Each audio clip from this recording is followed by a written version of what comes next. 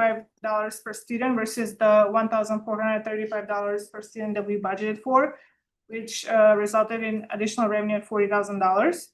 And then investment earnings continue to outperform expectations due to higher interest rates, and we've received additional revenues of $120,000 to date, which the district realized more than $781,000 in non-budgeted revenue during the 25-26 year, which demonstrates the value of conservative forecasting.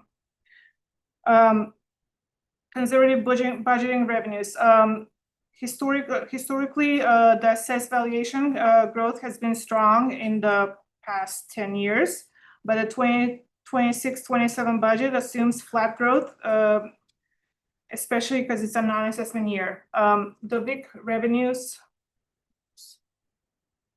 VIC payments will continue to be considered as unplanned additional revenue in the next year's budget to ensure that the district does not become dependent on that funding, which will ultimately be eliminated as the program phases out. On the state level, transportation reimbursement assumption remain conservative at $75,000. Current DESI projections are payment of transportation at 95%. The budget uses state adequacy target at $6,700 per student, even though the DESI recommendations currently indicate $6,900 per student. One more. Yeah, and then Prop C assumptions also remain conservative compared to the current state projections. Breakdown of the projected revenue for 26-27.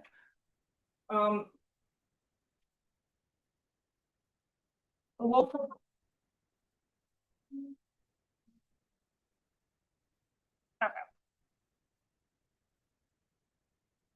Key revenue sources. Local sources account for the largest portion of our revenue every school year. We're counting on $14.8 million, which include current taxes, Prop C, real estate surcharge, and earnings on investments. From state sources, we project about $813,000, which include formula funds, transportation, and classroom trust fund. From county sources, account for the fines and railroad utilities in the amount of $140,000.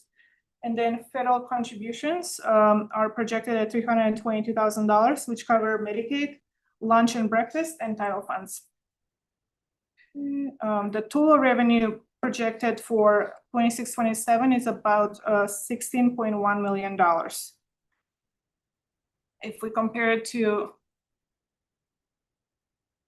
it doesn't work. Can you move to the next one?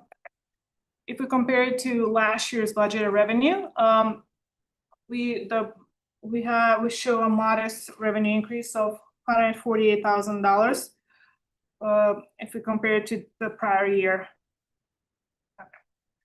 This slide illustrates how our revenue is allocated through different funds. As you can see, 92% of the revenue that we receive comes from local sources, 5% from the state, 2% from the federal, and the county is 1%. Fund 1 supports the daily operations, district operations. Fund 2 supports the salaries and benefits. Fund 3 is dedicated to bond payments, and Fund 4 supports the capital projects and facility improvements. Aggressively pursuing expenditures. The insurance on the insurance side, the 26-27 budget assumes medical insurance increase of 10%, and we budgeted additional $76,000 for renewal increases in January. Is that a real number, 10% on insurance? Meaning what? Did we get it? Did they already tell us that? No, so we have budgeted for it, but normally we have this for fun. we have a mid-year. Next week, our average increase for the past 5 years has been about 3%. Yeah, and So we always try to get us for 5. most of our. Yeah, we've been really lucky. In the 7 years I've been here, to Tanya's point, our average has been at 3. We've had a couple years that are flat. Yeah. I don't know anyone in the county that's had single digits No, but in they are many years. our rate of usage too, so. 100%, yeah. Right. So Tanya and I If meet. we haven't got any flyers out there, then it won't go up. Sure. So Tanya and I meet with our representatives from CBIZ several times throughout the Okay. year, and that's exactly what we track is our usage. Good, so. Our budget includes salary and step increases for current staff members, with, after a successful negotiation in spring of 2026. The salary cost reflects an approximately 3.5 increase prior to the FTE attrition adjustments that we did. On contracted services, inflationary pressures continue to impact purchase services. 4.5 increase or additional $97,000 have been incorporated to offset those pressures. If we compare the 25-26 and 26-27 expenditures, as you can see, the salary difference is $1,000. Benefits is about $20,000. Purchase services is about 90. We actually met with all of our building principals this year, and we requested to go over their budget and see if they can cut at least 5% of their budgets, just to adjust our needs and enrollment needs. The capital outlay is increased, and it's mostly increased for the new bus that we're purchasing in October. The natural attrition absorbed all of the salary increases, and the new bus purchases accounts for the most of the rise of the expenditures. The Prop B is expenditures at $3.3 million, so we can finish up all of our projects that we planned. Fund expenditures per allocation, as you can see, 67% of the budget is meant for salaries and benefits for our employees. Fund one is $5.3 million and includes the daily operations, including purchase services, supplies, and classified salaries and benefits. Fund two, the special fund, is $9.6 million and primarily is for certified salaries and benefits. Fund three is debt services, and it's the $2.4 million that it's our annual bond payment. And Fund four is capital improvements, which is capital outlay, the bus that we talked about, and the Prop B expenditures. Our total project expenditures for 26-27 are approximately $21 million. Budget projections. Projected revenues again are at $16.1 million and operational expenditures at about $17.7 million. Revenue forecasts remain intentionally flat despite our strong historical trends. This approach ensures that the district is prepared for fluctuation in tax collections, the state support, and the federal funding. Even under the conservative model, the district remains above the board policy for reserve targets. This budget is worst case scenario, obviously. And then important insights to consider. The district has outperformed the projections for the past 7 years. We are budgeting a tax collection of 97%. The reason is to offset some of the projected tax freeze losses, which this year was $75,000. Every additional percent of collection will produce additional $126,000 in revenue. The current trend in collection indicates a rate greater than 98%. State funding formula numbers, the budget assumes state adequacy target paid at $6,700 per student. The final version of the state budget shows potential at $6,900. And then we will continue to not include delinquent tax collection as planned revenue. Do we have any questions? Is our early childhood still continuing to sustain itself? No. How We are getting better numbers revenue wise, but we're still at a loss. It's still working in the red, right? Correct. Mhm. That's Yeah. right. All. Yep. Delinquent taxes, the percentage was what, did you say? We don't account it for, we usually get between You use 2.5% to 3%? yeah, we usually get about $200,000 to $300,000 in, yeah. Okay, and what about any challenges? We always get a challenge tax, and they're usually huge. Like Well, out of court. so that's part of the reason, it's part of the reason even the way we budget, the way we do. So Right. there's so many fluctuations in that we don't always know until after the fact what those true numbers will be.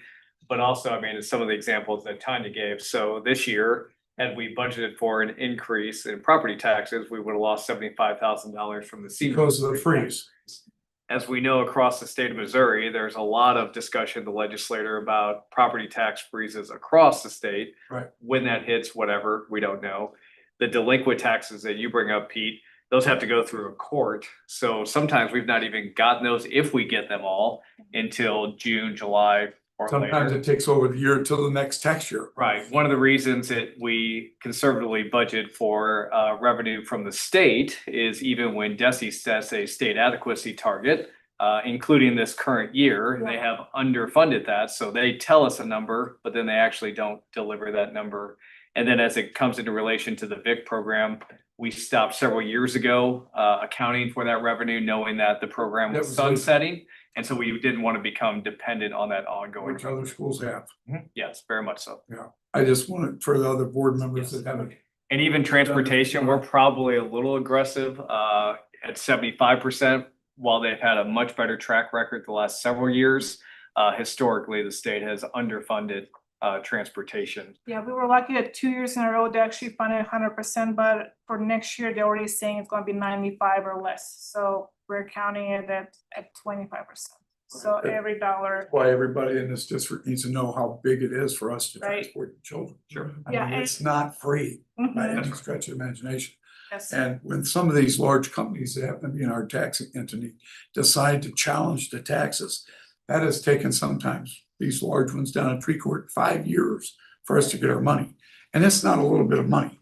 When you're a district this size, that much money is a lot. Correct. And if you remember a few years back, we actually went through the recoupment process because, again, the county told us a certain level of assessment that turned out not to be true through a number of challenges and delinquents. And then we had to go back and collect it, which is a whole process. Didn't have a 30% balance to handle it at That the is time. correct. Yes, sir.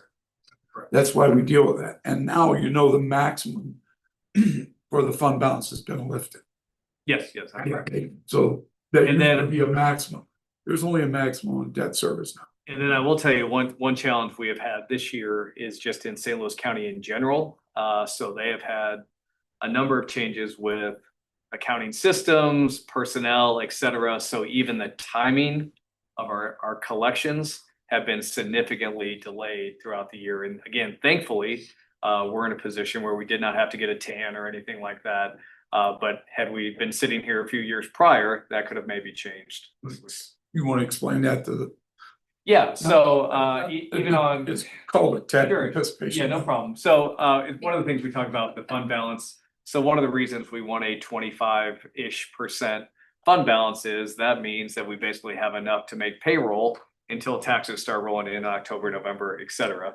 If you go back to really prior to 2019-20, the district was in some pretty low spots when it came to fund balances. And so because of that, they had to take out a tax anticipation note. Essentially, they had to go to the bank, ask for a loan to make payroll, obviously got charged interest on that loan and had to repay it back once taxes came in.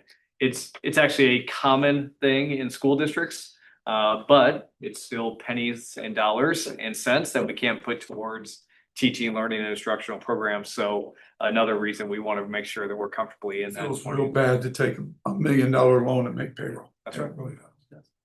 And one good thing with the revenues that we have, we're at the reserves that we have, we are actually able to invest the money, and that's how we have over $200,000 worth in bank interest that we previous years we didn't have. Yeah, we've made our money work for us. And that's just a benefit on top. Yes, that's right. The bond money that's not being used, is it drawing interest?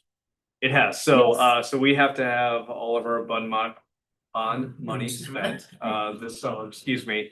But that we have reinvested into so many Yeah, things and so- additional projects, and in total. That bond money will have accumulated over $1 million, which we put directly back into our other capital projects. That's what people need to know. And we didn't account it for as a revenue, Yes. that we're, yeah. Thank you for saying. But it's buried unless we talk about it, so that's Yeah, why no. I purposely talk Yeah, about no, it. we so really people know stretched our dollar, and again, we made sure to add it So to that extra we're projects, taking whether it's People's tax. soccer money and track, so or the SOAR program, or a bunch of the furniture that you've seen, we have reinvested that directly back into capital, which is the only thing we're allowed to do legally Correct. Yes. anyway. But if we don't spend that money, You lose it. then we have to pay it back That's right. to the federal government, which I'm not writing a check to the federal government. Yeah. I'm not. Yeah, that's right. They thought you were, you were. I will not. Thank you very much. Thank Thank you. you. Good job, Tanya. Yeah, thank you, Tanya. All right, approval of the agenda. Can I get a motion to approve the agenda? So moved. Need a second? Second. All those in favor, say aye. Aye. Any opposed? Great. No public comments. All right, consent items 501 through 505, correct? Yes. Does anybody want to pull any out? No? Okay, can I get a motion to approve consent items 5.01 through 5.05? So moved. Can I get a second? I'll second. All those in favor, say aye. Aye. Any opposed? All right, consent items pass. No public comments. Can I get a motion to adjourn? So moved. Second? Second. Alicia? Aye. Aye. Aye. Aye.